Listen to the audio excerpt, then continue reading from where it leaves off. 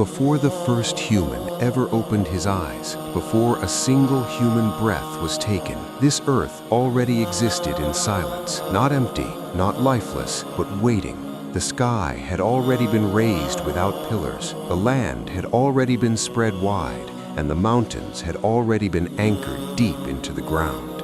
Time was already moving forward, obeying laws set by Allah long before mankind was even mentioned.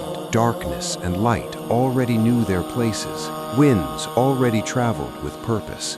Rain already fell where it was commanded. Oceans already whispered secrets beneath the surface. This was not a new world when Adam, peace be upon him, arrived. It was an ancient one. Allah did not create the universe randomly. Every detail had meaning. The Quran reminds us that Allah created the heavens and the earth in 6 days, not because He needed time, but to establish order, balance, and wisdom. Before humans, before names and identities, Allah designed a system that would never fail, a system where everything knew its role. And in this world, life already existed. Long before Adam, a.s., Allah created beings of light, the angels. They had no desire, no ego, no rebellion. They obeyed without question. Day and night they glorified Allah, never tiring, never doubting. But angels were not placed on earth as rulers. Their purpose was different. Then Allah created another creation, powerful, intelligent, and free, the Jinn. The Jinn were created from smokeless fire, a creation unlike angels and unlike humans. They were given free will, just like mankind would be later. They could choose obedience or disobedience. They could build or destroy. And Allah placed them on earth long before Adam, a.s. For ages, the earth belonged to them. They lived across vast lands, mountains and valleys.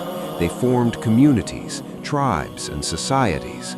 They moved swiftly, possessed strength beyond human limits, and had knowledge of the unseen world that humans would never have access to. Earth flourished under their presence, at least in the beginning. At first, many Jinn worshipped Allah. They recognized His power. They followed His commands. Balance was maintained. But history has a pattern, and that pattern begins with power. As generations passed, the Jinn grew confident. Confidence slowly became pride. Pride slowly became arrogance, and arrogance always leads to rebellion. Some Jinn began to believe the earth belonged to them. They fought over land, over authority, over dominance. Blood was shed, violence spread, corruption replaced harmony. The earth, once peaceful, became a battlefield created by free will gone wrong. This corruption did not go unnoticed. Allah, in His wisdom, decided to restore order. He sent the angels to earth. The angels descended not as rulers, but as enforcers of divine justice. They confronted the rebellious Jinn, fought them, and defeated them. Many Jinn were destroyed completely. Others were driven away, forced to flee into remote regions, deep oceans, isolated islands, mountains, and desolate deserts. The age of Jinn dominance ended. But not all Jinn were the same. Among them was one who stood apart, one whose worship was unmatched, one who spent centuries in obedience, never missing a command, never questioning Allah's authority. His name was Iblis. Iblis was a Jinn, not an angel, but his devotion raised him to a status no other Jinn had ever achieved. He was allowed to live among the angels. He worshipped with them. He was seen as righteous, knowledgeable, and devoted. Outwardly, Iblis looked pure. Inwardly, something dangerous was growing. He began to see himself as superior, not just to other Jinn, but to any creation that might come after him. His long years of worship slowly turned into self-admiration, and self-admiration is the first step toward destruction.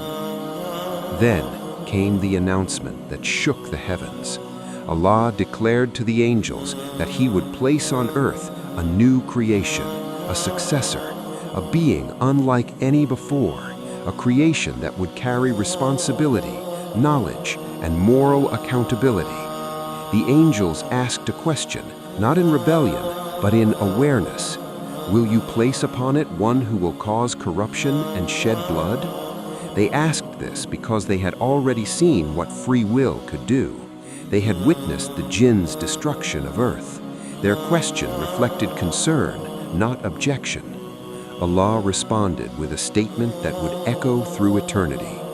Indeed, I know that which you do not know. This moment marked the end of the old era and the beginning of a new one.